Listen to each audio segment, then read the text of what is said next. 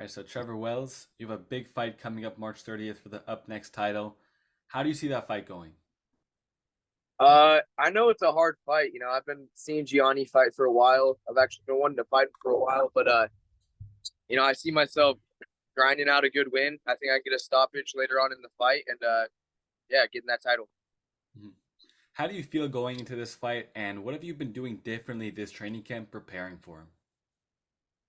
I feel great going into this fight. My body's healthy, mind's healthy, and I think I've just been mixing in a little more of my wrestling, jujitsu, more than usual in my camps. Really trying to just become a more mixed martial artist, and just stick to a better game plan and everything for this one. I know I'm going to get the W.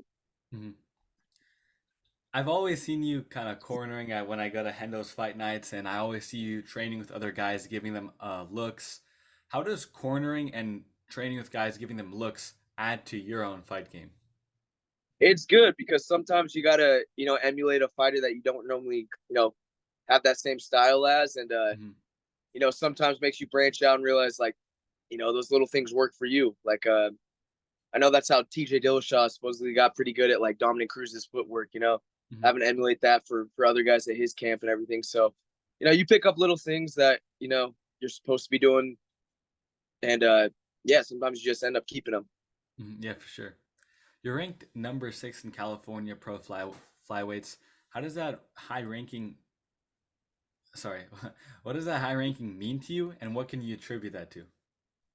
Honestly, I know those rankings don't mean much. Like I was ranked number one uh sometime last year, and anyone in the top 10 of those things can beat anyone on any day. Mhm.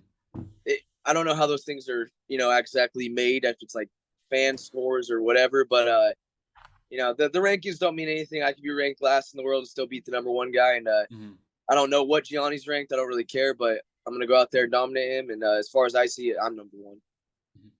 Can you talk more about your teammates and coaches at Team Quest? Yeah, dude, I trained with some of the best coaches in the world. Dan Henderson, obviously our commander in chief. He's one of the Mhm. greatest fighters of all time. Joe Stevenson, another, UFC great, fought for the UFC title for against BJ Penn. Tarek Safadine, another one of my head coaches. He was a Strikeforce welterweight champion too. Um, he was a, top five welterweight in the UFC. Gustavo, my boxing coach, one of Dan Henderson's box coach for a decade. And the list just goes on and on. I trained with Sam Alvey forever too. He's Mhm. still out there killing it in karate Yeah. combat. Uh, Dude, I've had so many good coaches over the years, and kind of kept all that knowledge they gave me, and it's made me the fighter who I am. What does it mean to you to be headlining the Up Next card? It's really cool. I wasn't expecting to be the main event or anything when they first asked me to fight. I thought maybe co-main, whatever. But yeah, it's cool. Get a little more exposure, and you know, honestly, I prefer to fight first on any card, dude. I like to get it out of Mhm. the way, go enjoy the fights. But it's it definitely means a little more to get the main event and to fight for my first pro title with them. And I wouldn't want to do it with any other promotion. Yeah. And you said that you wanted to you like to fight first and get it out of the way. How do you deal with like the pre-fight nerves?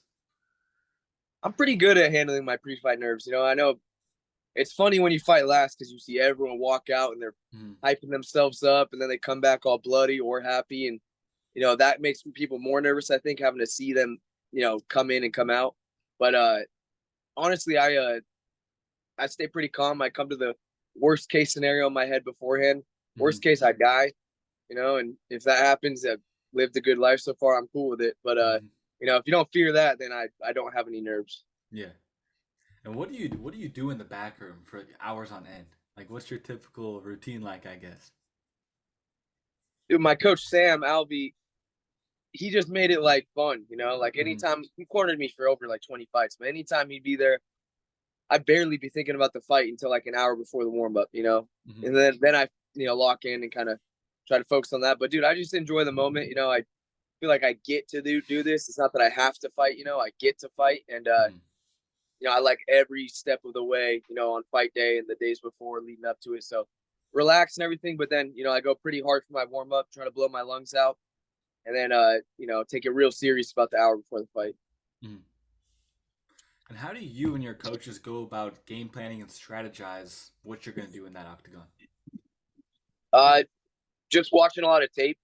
I've seen a lot of Gianni's fights, and he's got a lot of the same tells and habits, that he hasn't broke yet. And just trying to capitalize on those and kind of dissecting them with my coaches. And I try to watch them separately with my coaches. I don't watch them all at the same time. Just kind of pick their brains on what they see right away, not you know all at once. That way we don't get all jumbled up. But Hmm. yeah, just sitting down, watching a lot of tape, and then myself as well. My teammates, not only my coaches, but a lot of my team will pick up different things and just try to capitalize on everything that we see. Yeah, 100%, man. That's all the questions I have for you today. I don't want to hold up too much of your time. I really appreciate the interview. Yeah, no worries, man. Thank you for having me on here, bro. Yeah, Appreciate it. bro. Of course. I'm excited to see